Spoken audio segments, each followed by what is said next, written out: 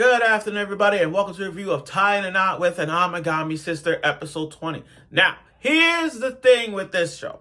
Here's the thing about Yuna in this arc. Yuna is a tsundere among other tsunderes. Like, she is, throughout the show, the Tying a Knot series, Yuna has been one of the best. Like, out of the three, she's top two. While I have Yai at number one, Yuna is number two. And Yuna is playing a role of the tsundere card. Like, her character, her personality fits the bill as the tsundere that she is. Always throwing salt at Uryu. Always just, throwing salt and not embracing her feelings. I mean, that's what a tsundere does. They always don't want to confess their feelings towards them, but, fate comes with a price, and that's what it is. Now, this whole Yuna arc has been body swapping after body swapping just for Yuna to open up her feelings towards Uryu. And like I said, tsunderes don't really show that much feelings, but in this case, we do. Now, this is a cultural festival arc. This is a school festival arc.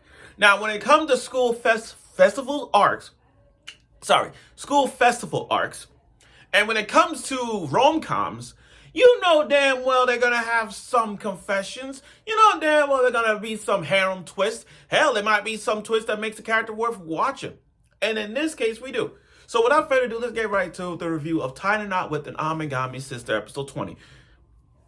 Now, like I said, we're on episode 20. We're 4 episodes away. And this is the conclusion of Yuna. Now, after the whole body swapping thing come to an end, Yuna has finally realized her dream. I mean, her flashback with her being with her mother, saying about becoming a shrine maiden, that's her dream. But most importantly, her biggest dream is to not be the best priestess, but have plans to make the shrine worthwhile. That's her dream. To make the Amagami shrine the number one shrine in all of Tokyo. That's her dream. I mean, she already got things planned out in her book.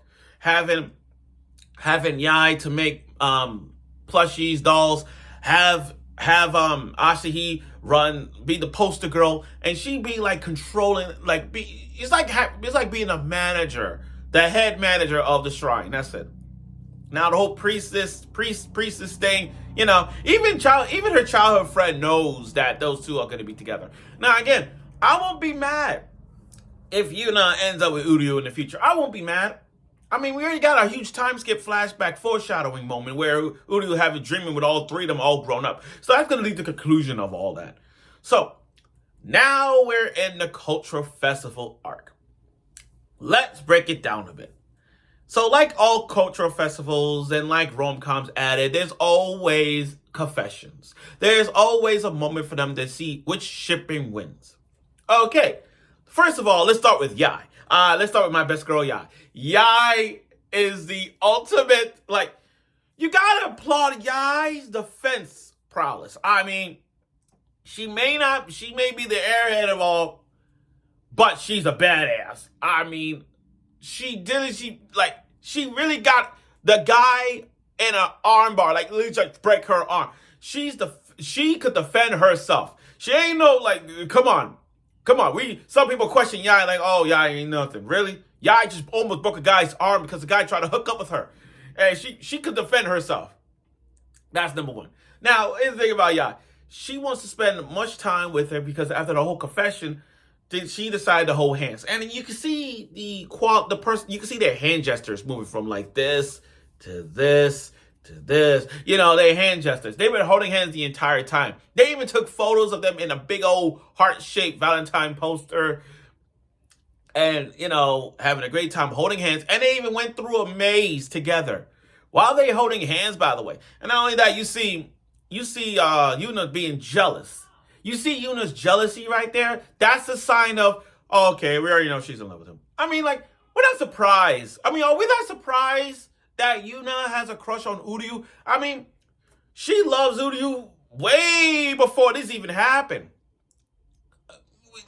There's signs. We've seen a lot of signs. This right here is one of them. the blushiness, her turning her way the other way like this. I mean, she already know we have a crush. She already know that. Now that was you Yai's moment. Now we're gonna go to Asahi's moment. Now Asahi, the youngest of the Amagami sister, she's like a frail girl who get lost. Now she, her phone died, so she can't. So she's lost. No one don't know where she's at. She got separated from the people. So she decides to okay, that this festival had like a school on the school roof. They had this thing where they could say what they want to say, confess their feelings or whatnot. Say they plan goals. What's their goals in the near future. So she used the microphone. She used the megaphone, and she's like, "Uryu, if you let me see the like, oh my god!" And then after that, she said it in a silent tone with the megaphone, saying, "I want to go on a single date with Uryu," and that's also fueled Yuna up even more because she's like. She got butterfly stomachs. She got butterflies. She don't want to admit that she loves him yet. But again, when it comes to tsundere girls, they always have a shining moment.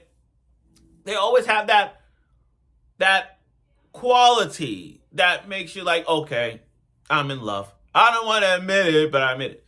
So now it's a school play. The role is like they have to do a kissing scene, but it's not really happening in that kissing scene because, again, she has not made a move yet. While the other two girls, Yai and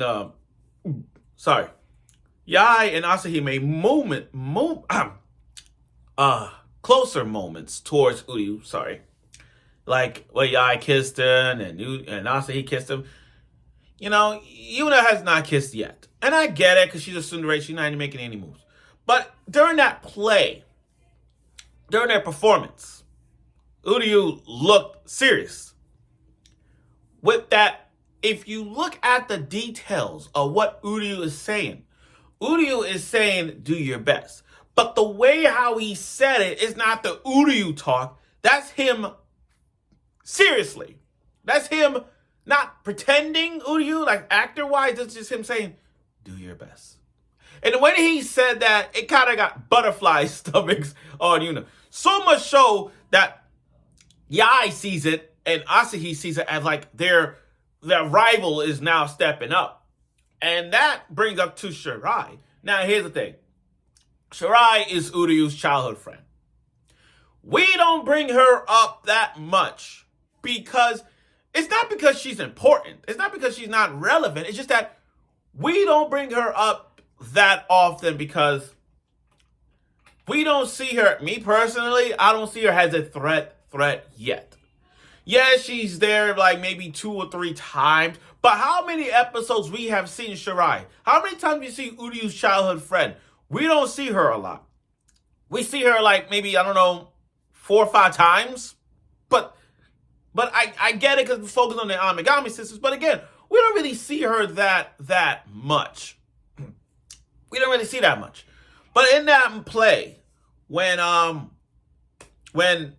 Yuna looked at his face and see like you saw her blushiness, that she went to the school roof and thought she could throw salt on her blushes. But leave it to her childhood friend to say, what you got in your stomach are BGs, butterfly guts.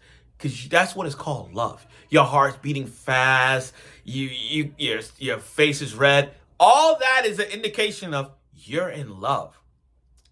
And you're a tsundere. So you're a tsundere. So tsunderes don't really show they love. But there are some times that tsundere girls gets the MC at the end. Sometimes. It depending on the rom-com. But have you guys noticed when it comes to rom-coms, it's mostly the tsunderes? Tsundere girls always gets the MCs at the end of a rom-com. That's one-on-one. I mean, look at Kaguya-sama Love is War. Look how that is. That's a perfect example. A perfect example of a tsundere going after the tsundere. That's a perfect example. So when I look at this episode and I see Yuna being opened up right now, I mean, not really close enough, But looking at her like deeply to like to a point where she's like, you're in love. You're in love, love. Now you have to admit that she has to admit that not only she's in love with Uryu, but she also realized that Asahi and Yai has a crush on him. So now it's a love is war with the Amagami sisters. Now it's in. Now, overall though, this episode is really good. It's just brought out a lot of personalities. I get it, especially with Yuna. Yuna is bringing out a lot of more personalities to herself, not only as a tsundere character, but being open up as a character. And we got to see more of the festival with Yai and Asahi moments in this one, but mostly on Yuna being open. We finally get to see her being open up as a character.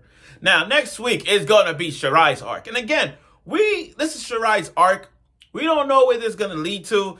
Maybe she's going to confess to Uryu or something, because adding another girl to the party is going to make things crazy for the Amagami sisters, because all three of them are already in love with the guy.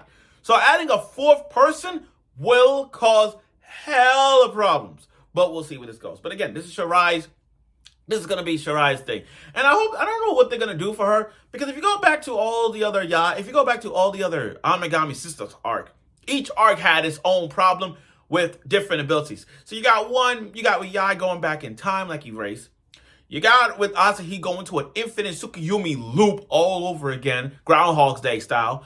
And then you got Yuna, who went to a body swap in Yamada and the Seven Witches vibe. So with Shirai's arc next week, let's see what kind of powers that's going to be with the Amagami sisters. Let's see where this goes.